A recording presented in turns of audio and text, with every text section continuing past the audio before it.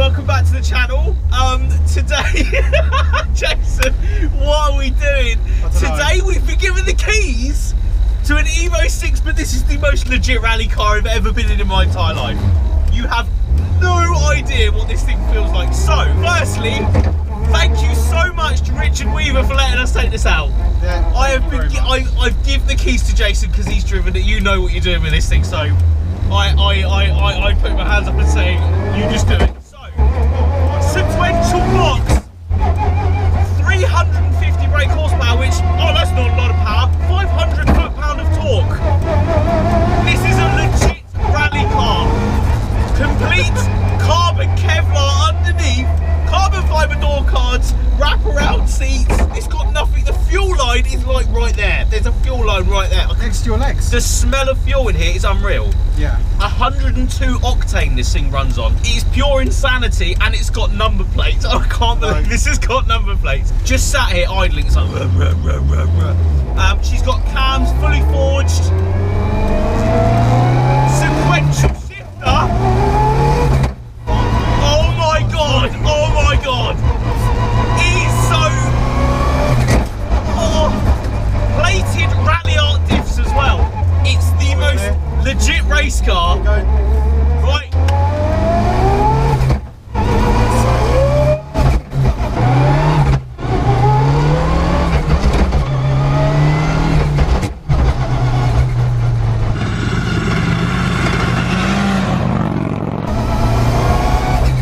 Oh, you can feel the pound-feet coming in. 500 pound-feet this thing has. And it sounds like an absolute fire-spitting rally car, which is what it is for the road. It's got number plates on it. I can't believe it.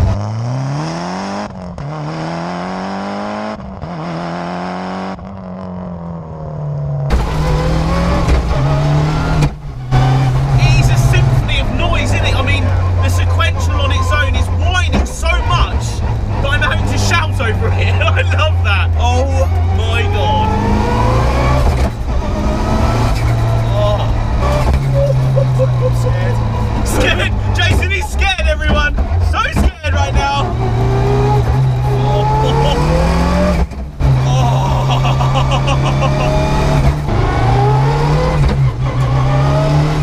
Absolute nutcase of a car. Listen to it.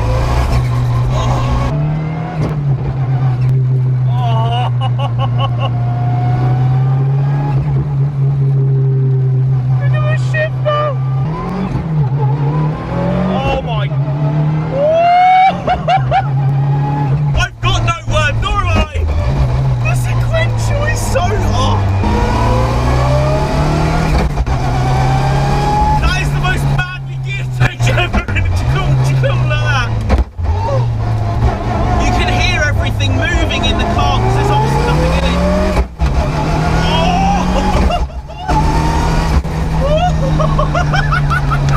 Oh my god! Oh my god, this thing is nuts! Right, let's give some context to this because we're just losing our mind in this thing. I don't know what to say. Right, so I've had to write notes on my phone because I knew this was going to happen.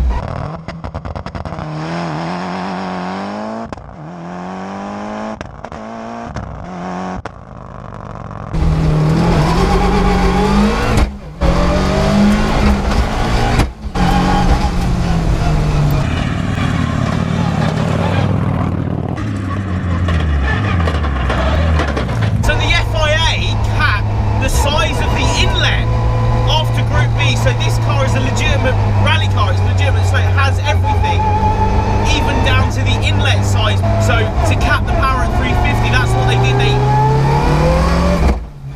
capped the power, they capped the power at the end of the day. So, 102 RON fuel, this is the only thing it runs on, and you can feel it runs on something that's not normal.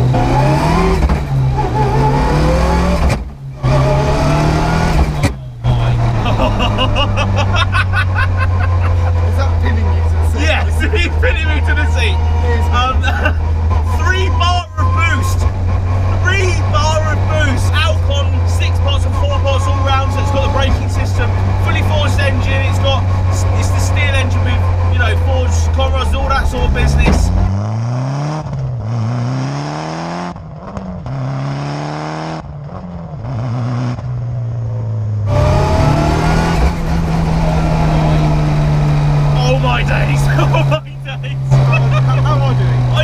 You're doing fantastic, mate. Oh my god. This is absolutely mental, this thing.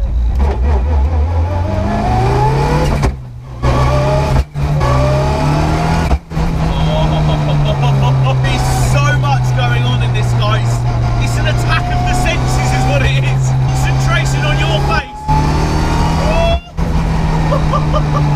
It's absolute nuts. This is Turned nuts. in, like Oh, unreal.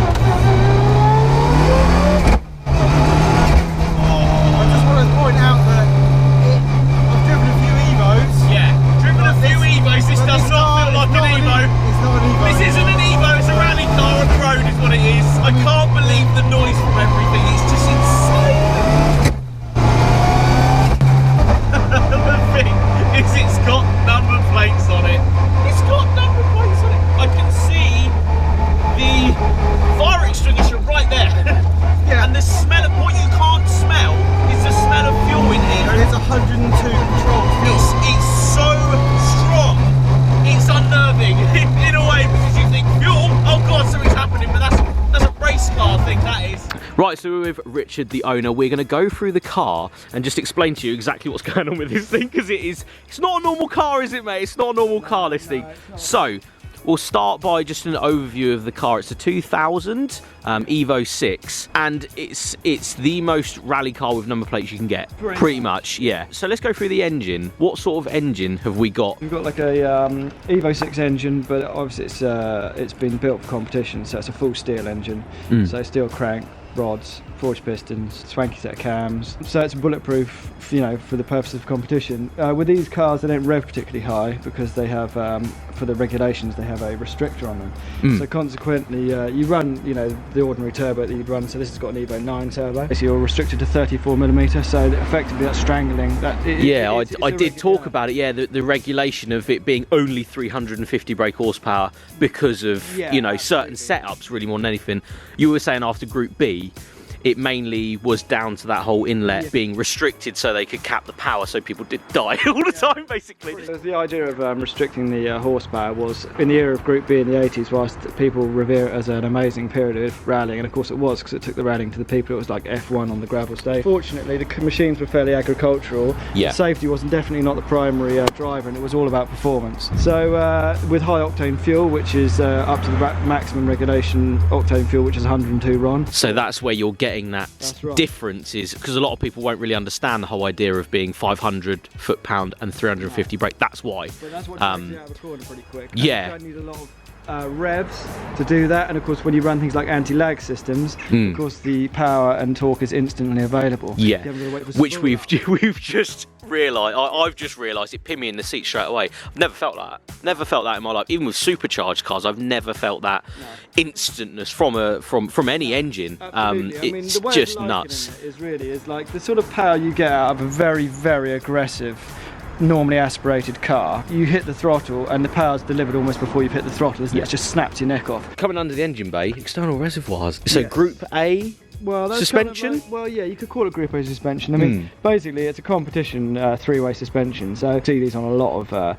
heavily modified competition cars. Yes, you've got your reservoirs, which are external, obviously, which helps control the heat and everything. Also, they're easily accessible because you can get to the settings, the rebound settings. Yeah, which is just, Yeah, that's right. So you can adjust that when you need to. You've got the overall dampening setting as well as like bump and rebound. So coming inside, what roll cage are we talking? Something like custom cages or something like that. But you know, this is, so obviously it's multi-point. It's welded in. It's also brought through to the turret. Oh, really? Wow. Yeah, so if you come... Oh, so it's come all the way. If you can just see... Yeah, it's brought through the bulkhead here. Which you just don't see. You don't see that. You don't see that. You wouldn't go to the extent of doing that on a sort of a road car. Door cards are carbon fibre, centre console and everything. And I love that the switches, the placement is so like right there. You need that, I need this, I need that. Everything's accessible. So yeah. For example, you see like all the fuses and you see all the relays in there.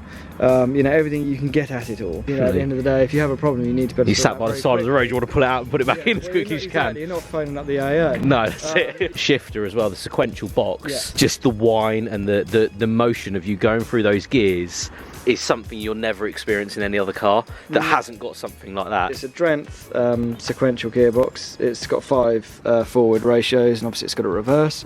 It's dog engagement. Just coming into the back of the car, I'll show you guys in here, complete carbon door cards, the cage and the seats. It's just so purposeful. There's a lot going on though, where you've got I'm assuming the intercom system just down here, and I like the washer just there, just in case, because it's easy to get to, and your first aid kit there as well. And the fire extinguisher. It's all. So you got your plumbed in fire extinguisher there. You got a spare handheld there, and then there's another one in front of the driver's seat, just in case. kind of like. Just a little. I like that. Yeah, I like that. And there's a lot going on in the boot. So you got your spare wheel. Yeah, you got your spare wheel. You got this fuel cell. Well, it's actually it's a bag. So effectively, there's just like a sack in there. Just in that part, yeah. And then you fill it up from here, and away you go, and we pump it in with a special pump. And then just like little things like this. Do you know what I mean? So like you've got some fairly beefy cable ties. So if you should need them, you can just rip them straight off. Yeah, and hopefully it's well thought out. That's the thing with this car. Everything is so thought out. Everything is like, right, lift the boot, we'll have one of them. Oh, the wheel's right there. The washer is right there, and the fuel, the gauge is right there. So the car's sponsored, obviously, to keep it in pristine condition. Shout out to Jason. Thank you. Because one, how you've got that so mint is unreal. It's a rally car. It's been used to its full potential at the end of the day. Part of that paintwork looked like the inside of an old teapot. Yeah, it was yellow. It was yellow at the end of the day. Like, these ceramic coatings and so on and so forth really are quite phenomenal. Yeah. So this is a ceramic coated rally car. For us, it's a good proving ground to see how the coatings perform under the toughest of environments.